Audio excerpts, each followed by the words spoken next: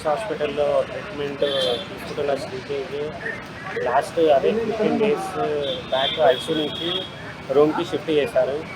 అతనికి ఇన్ఫెక్షన్స్ అనేది ఏమీ లేకుండా కొంచెం స్టేబుల్గా ఉన్నాడు.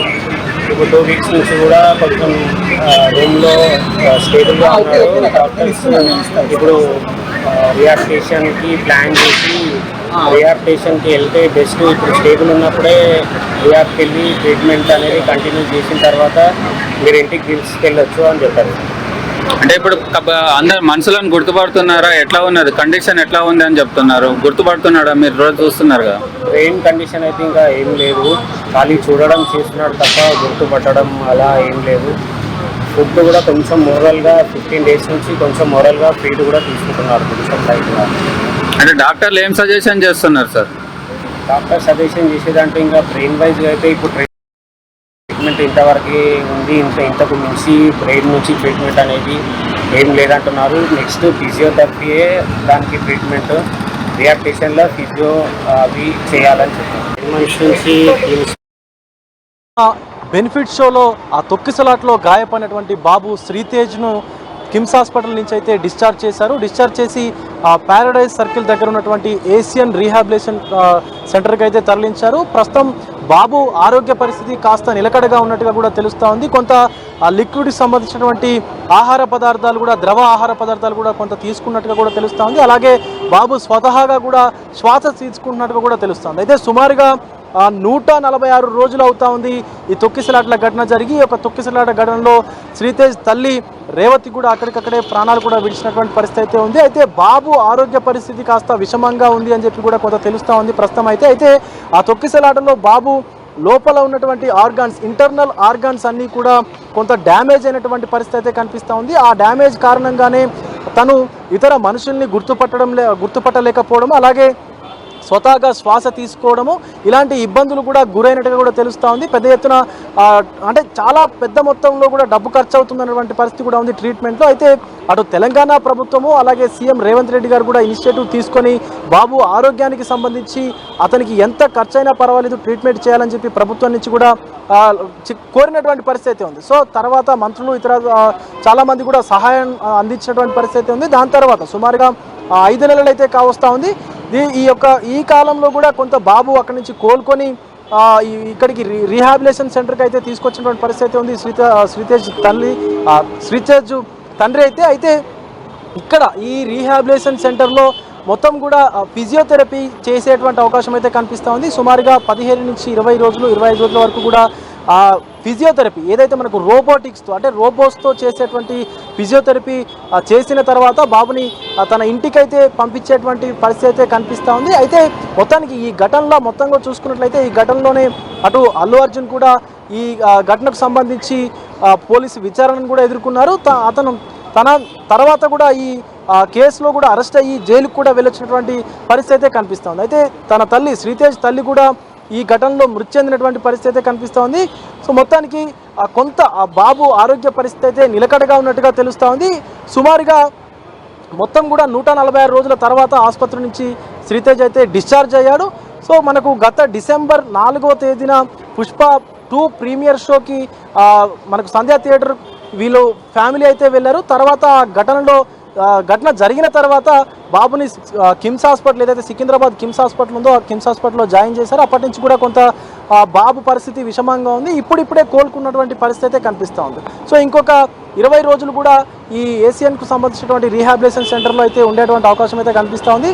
దాని తర్వాత తనని శ్రీతేజ్ని ఇంటికి కూడా తీసుకెళ్లేటువంటి సూచనలు అయితే కనిపిస్తూ ఉన్నాయి.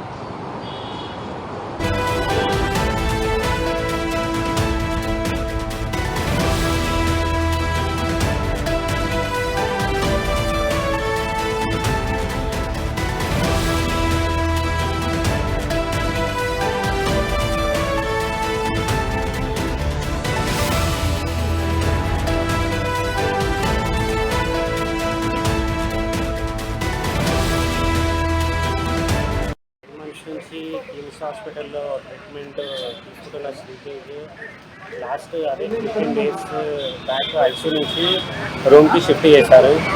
అతనికి ఇన్ఫెక్షన్స్ అనేది ఏమీ లేకుండా కొంచెం స్టేబుల్గా ఉన్నాడు.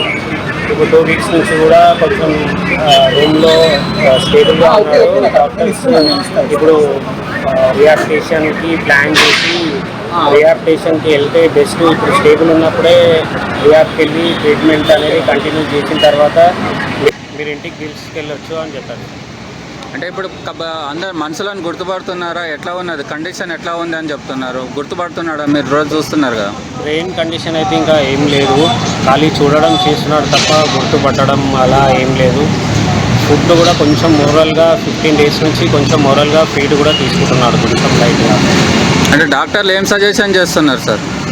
డాక్టర్ సజెషన్ చేసేదంటే ఇంకా బ్రెయిన్ వైజ్గా అయితే ఇప్పుడు ట్రీట్మెంట్ ఇంతవరకు ఉంది, ఇంతకు మించి బ్రెయిన్ నుంచి ట్రీట్మెంట్ అనేది ఏం లేదంటున్నారు. నెక్స్ట్ ఫిజియోథెరపీయే దానికి ట్రీట్మెంట్, రిహాబిలిటేషన్లో ఫిజియో అవి చేయాలని చెప్పారు.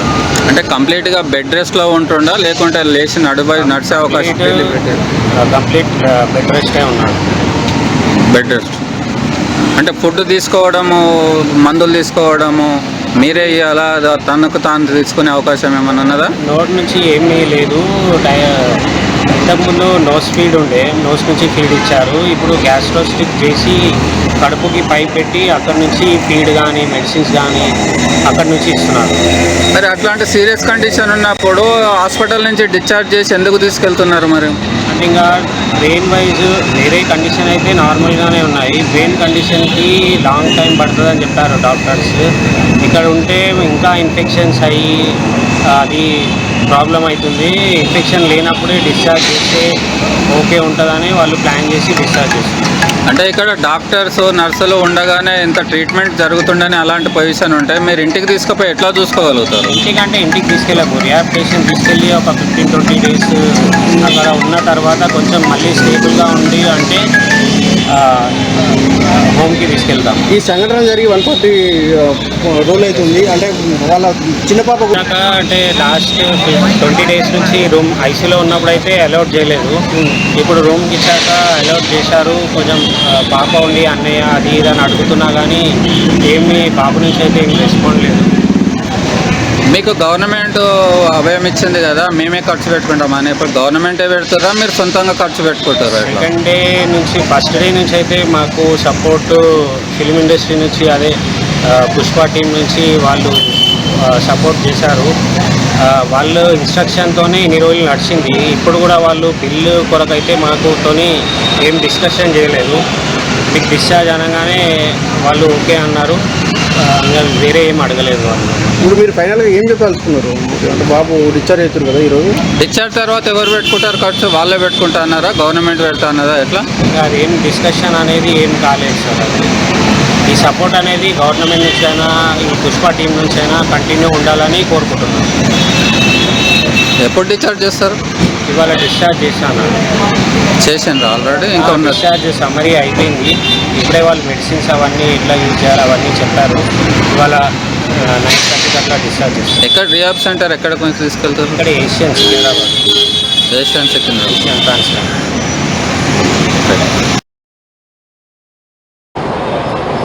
ప్రస్తుతం అయితే శ్రీతేజని ఏషియన్ ట్రాన్స్కోకి సంబంధించినటువంటి రీహాబిలేషన్ సెంటర్కి అయితే తరలించారు.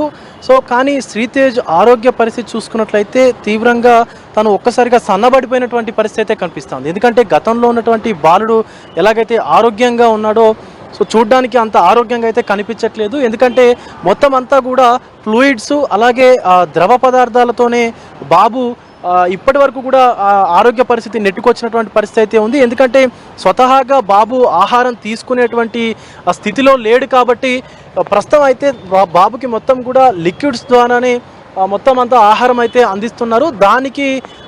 దానికి సంబంధించి అటు ఘన పదార్థాలు ఏవి తినట్లేదు కాబట్టి స్వతహాగా అన్నాన్ని తినేటువంటి ఫుడ్ని తీసుకునేటువంటి స్తోమత బాబుకి లేదు కాబట్టి కొంత బక్క చిక్కినట్లుగా మొత్తం అంటే దగ్గరికి అయిపోయాడు, మొత్తం పూర్తిగా కూడా చిక్కిపోయినట్టుగా కూడా కనిపిస్తూ ఉన్నాడు.